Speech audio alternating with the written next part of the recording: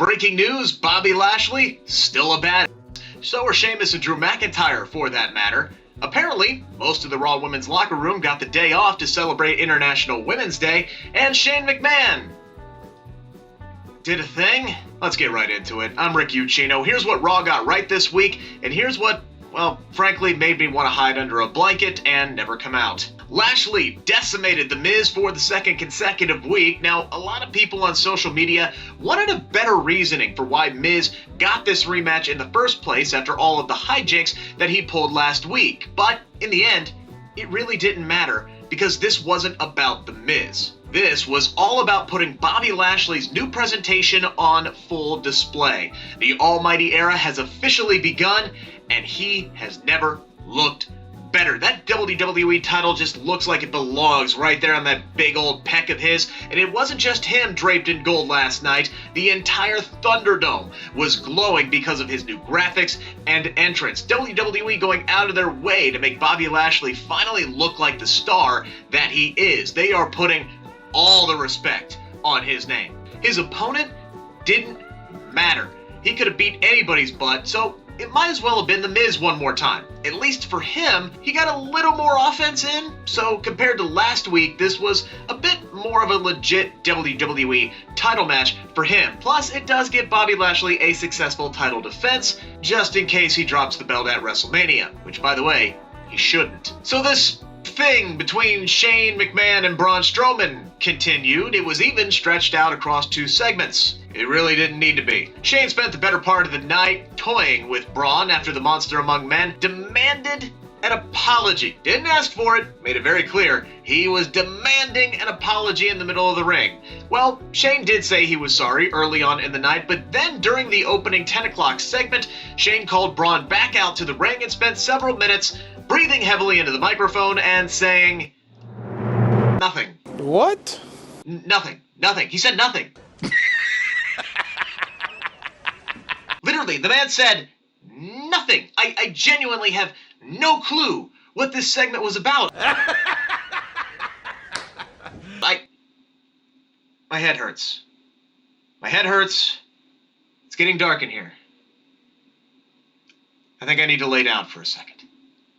A few moments later. Drew McIntyre and Sheamus just love kicking the shit out of one another, and I am here for it. I spoke to McIntyre last year, and he told me this was a program he desperately wanted to get on TV, and you can see why. These two have tremendous chemistry with one another, and they clearly have no problems taking each other's best shots. They met in a no disqualification grudge fight and were both covered in welts, bruises, scrapes, and cuts by the end of it. These two men fought to a draw after they both crashed headfirst into one another while holding the steel ring steps like two big rams butting heads. Just imagine if those rams had metal helmets, though. Run this back again next week, or at Fastlane, or hell, both. I don't care, because this is the kind of rivalry that the term Fight Forever was created for. Interesting side note, not once but twice, Byron Saxton referred to Drew McIntyre as the presumptive next challenger to Bobby Lashley and his WWE Championship, which makes me think there is a swerve afoot. But if it's not going to be Drew McIntyre versus Bobby Lashley at WrestleMania 37, then who? I have an idea.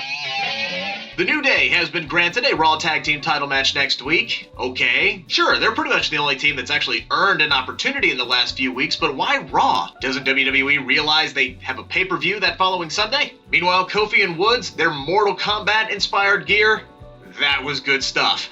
Maybe my favorite gear of all time, and when Kofi, dressed as Scorpion, screamed, "Get over here!" a Riddle scooter, yeah, I was a little bit more excited than a grown man should be. Flawless victory.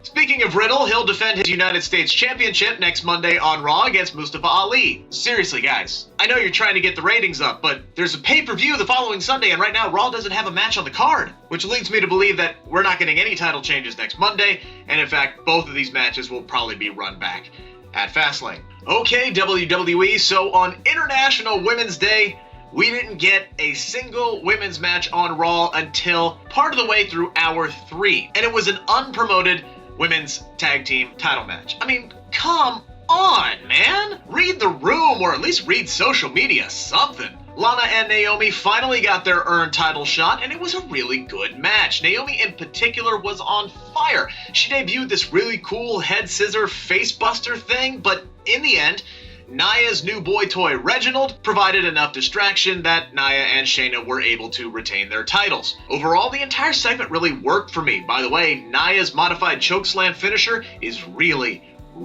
good. But I mean, come on, this match should have been promoted at the least, maybe even been the main event. It was International Women's Day after all. Make these titles mean something, make them feel important and not just a, oh hey, we need something at the 10:15 spot. You know what I'm saying? This was also the only women's match of the night. Charlotte, Mandy Rose, and Dana Brooke did have a backstage segment talking about who should get a Raw Women's title match at WrestleMania, but still no Peyton Royce or Nikki Cross in sight. At least Peyton did show up on Raw Talk afterwards and shot some straight fire about being underutilized. I highly suggest you check it out if you missed it.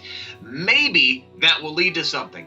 But then again, Nikki Cross has been cutting some really good off-TV promos lately too, and she hasn't been there. It's a 3-hour show, guys. Please find some room somewhere for these ladies. And finally, the main event of the night saw AJ Styles defeat Randy Orton thanks to another distraction from Twisted Alexa Bliss. Once again, she teased an appearance from the reborn Fiend, Bray Wyatt, before Orton started choking on that black muck and ate a phenomenal forearm for his troubles. I love Alexa Bliss. Randy Orton is playing his part well, but it's getting to the point now where I just want Bray Wyatt back. I get building the suspense, building up to a moment, but we're reaching the point of overkill. Also, I think the bigger story right now is the fact that AJ Styles, dude who had the match of the event at WrestleMania 36, doesn't have a clear path toward getting on the card at WrestleMania 37. But then again, neither do a lot of people right now. It is going to be a very interesting 4 weeks. That's our video this time around. Make sure to give us the old thumbs up there. Also, make sure to subscribe